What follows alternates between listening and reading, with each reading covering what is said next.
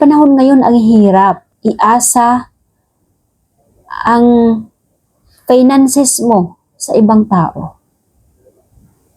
Lahat tayo nahihirapan.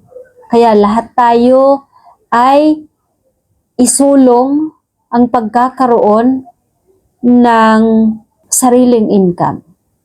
Lahat tayo kailangan magkaroon ng sariling income para hindi tayo makaabala sa ibang tao, sa kamag-anak, o para na rin sa peace of mind mo. Para na rin sa self-value mo, para hindi mo kailangan magmakaawa, hindi mo kailangan magpalimos sa ibang tao. Ang totoo talaga, lahat tayo nahihirapan financially.